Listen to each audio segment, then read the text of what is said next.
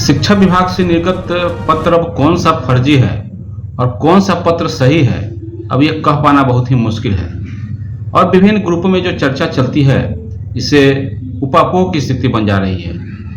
बार बार लोग शिक्षक पूछ रहे हैं कि छुट्टी कब है। हमेशा कंफ्यूजन की स्थिति बन जा रही है। इस पर क्या कुछ न्यूज 18 के रजनीश कुमार जी ने क्या कुछ बताया, आप उनसे ही सुनिए। कल से ही लगातार फिर से पत्र को लेकर जो है भ्रम की स्थिति बन रही है। ये भ्रम किसी और ने नहीं बल्कि शिक्षा विभाग ने खुद जो है फैलाया। और अब हम बता दें आपको कि मौका है ईद का और रामनवमी का। जो हाल छुट्टी को लेकर पहले भी हुआ था, यानी 10 से 4 टाइमिंग छुट्टी को लेकर जो पत्र को लेकर कहा गया था कि ये फर्जी है, ये वायरल है, ये भ्रामक है, वही हाल फिर से ईद को लेकर, रामनवमी को लेकर जो पत्र जारी किया गया है उसको लेकर हो चुका है। ऐसे में राज्य भर के जो शिक्षक हैं या जो छात्र हैं या जो पेरेंट्स हैं, वो अब असमंजस में आ गए हैं।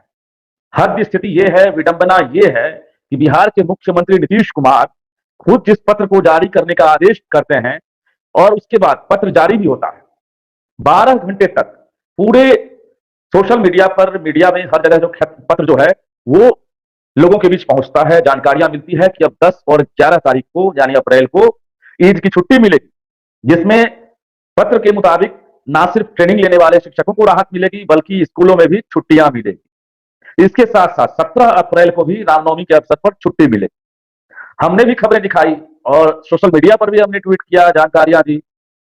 लोगों को यह विश्वास था, अब भी है कि सीएम नीतीश कुमार ने आदेश दिया होगा। मैं फिर से बता दूं कि यह आदेश किसी और का नहीं बल्कि बिहार के मुख्यमंत्री नीतीश कुमार का ही था, जिसके बाद आईपीआरडी यानी राज्य सूचना जनसंपर्क विभाग के द्वारा यह पत्र जो है सभी मीडिया हाउस को मिली। इसके बाद पटना के जिला जनसंपर्क पदाधिकारी के द्वारा भी हमें पत्र प्राप्त हुआ। हमने उसके बाद भी क्रॉस चेक किया कि आखिर ये पत्र सही है या गलत है। इसके बाद हमने टेलीविजन पर भी, सोशल मीडिया पर भी उसे प्रसारित किया। जानकारी ये मिली कि ये पत्र सीएम नीतीश कुमार ने खुद आदेश देकर जारी करवाया है और सीएम हाउस से खबर मिलने के बाद ही शिक्षा विभाग के नाम से ये पत्र सामने आया था। यहां तक कि शिक्षा मंत्री के कोषांग का भी हवाला दिया गया। अभी भी आप जान लीजिए कि यह पत्र शिक्षा मंत्री के कोषांग के जरिए ही जारी किया गया। अभी जब हमने खबर दिखाई कि शिक्षा विभाग ने इस पत्र को फर्जी बता दिया है, भ्रामक बता दिया, फिर से सीएम हाउस से संपर्क साधा गया है कि यह पत्र फर्जी नहीं है बल्कि मुख्यमंत्री का यह आदेश था। हालांकि अब शिक्षा विभाग यानी जो माध्यमिक शिक्षा निदेशक हैं कन्हैया प्रसाद श्रीवास्तव, ये तो सच है कन्हैया प्रसाद श्रीवास्तव खुद अपनी मर्जी से तो पत्र जारी नहीं किया होगा।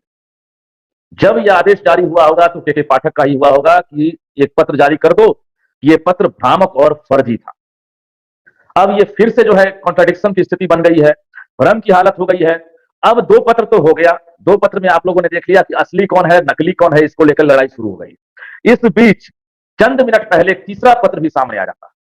यह पत्र है एससीईआरटी के द्वारा। एससीईआरटी के द्वारा यह पत्र जारी किया गया है, जिसमें जो ट्रेनिंग लेने वाले टीचर हैं उनको बड़ी राहत दे दी गई है। यानी 11 अप्रैल को ईद के दौरान ट्रेनिंग स्थगित कर दी जा रही है, ये जानकारी उसमें है। और 11 के बदले अब ट्रेनिंग जो है 14 अप्रैल को दी जाएगी। इसके साथ साथ 17 अप्रैल को रामनवमी है, उसमें भी ट्रेनिंग स्थगित की जा रही है। इसकी जगह 21 अप्रैल को ट्रेनिंग दी जाएगी। तो 6 तारीख से ट्रेनिंग चल रहा है और ट्रेनिंग दी जा रही है, जिसमें राज्य भर के जो टीचर्स हैं, खासकर मुस्लिम टीचर हैं, उनकी परेशानी लगातार बढ़ती जा रही थी। ऐसे में इमारत शरिया के महासचिव के द्वारा मुख्य सचिव को पत्र लिखा गया था। सीएम नीतीश कुमार से भी गुहार लगाई गई कि खासकर ईद जैसे त्योहार में जो ट्रेनिंग लेने वाले शिक्षक हैं उनको राहत दी जाए। इसके बाद सीएम ने ट्रेनिंग लेने वाले शिक्षकों के साथ साथ बाकी पूरे राज्य भर में सरकारी छुट्टी ही घोषित करने का आदेश जारी कर दिया।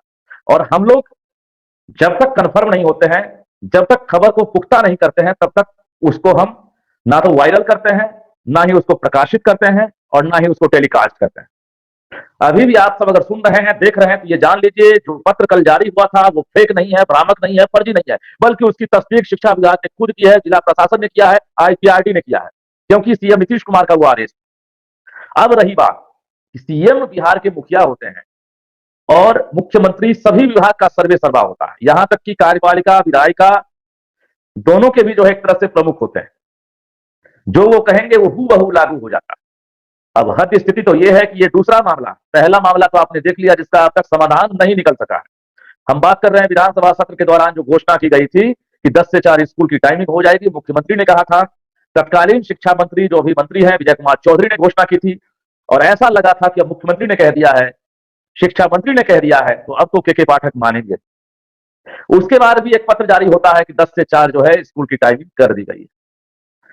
पूरे शिक्षक जो है एक तरह से जश्न मनाने लगे थे, खुशी से झूम उठे थे कि अब स्कूल की टाइमिंग बदल गई है, अब लेट का टेंशन नहीं रहेगा। लेकिन इसके बाद अचानक कन्हैया प्रसाद श्रीवास्तव भी पत्र जारी करते हैं कि वो लेटर भी फर्जी था, वो भ्रामक था। अब हम सवाल ये कर रहे हैं पूरे सिस्टम से कि आखिर ये हो क्या रहा है। ये हम नहीं पूछ रहे हैं, लोग पूछ रहे हैं, बच्चे पूछ रहे हैं, टीचर पूछ रहे हैं, पूरी बिहार की जनता पूछ रही है कि ये हो क्या रहा।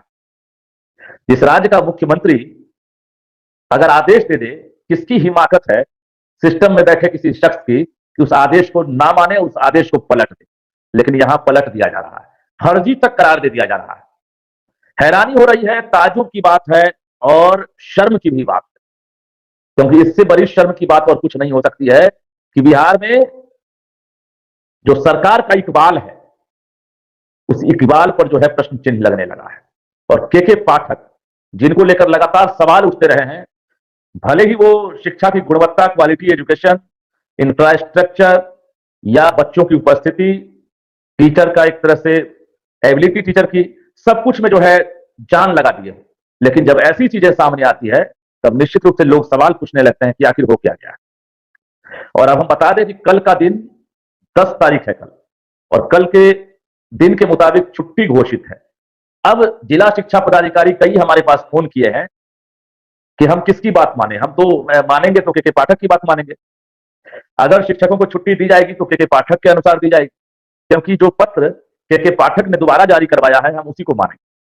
अब बेचारे शिक्षक क्या करेंगे, कल और परसों उनको तो छुट्टी मिल गई थी, वो तैयारी में थे कि बहुत सारे बचे हुए काम कर लेंगे, पर्व है उसमें भी हम परिवार के बीच रहेंगे, जश्न मनाएंगे। रामनवमी वाले जो है वो भी तैयार थे कि हम अच्छे से पूजा पाठ करेंगे, मंदिर में जाएंगे।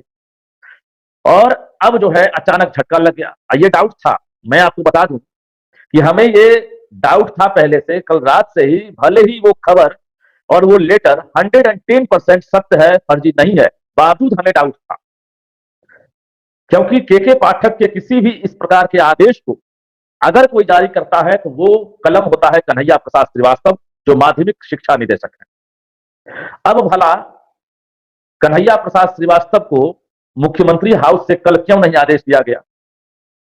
क्या ये मुख्यमंत्री आवास से शिक्षा मंत्री सुनील कुमार को आदेश दिया गया था? क्या इसकी जानकारी के पाठक को नहीं थी? कहा जाता है कि शिक्षा मंत्री सुनील कुमार और के पाठक दोनों बहुत ही गुड बुक में हैं, और दोनों के बीच कभी भी किसी प्रकार का विवाद नहीं हुआ है, मत निषेध में भी रहे हैं। जो सामंजस्यता है उसको लेकर, अंडरस्टैंडिंग जो लेवल है उसको लेकर भी सवाल नहीं उठे हैं।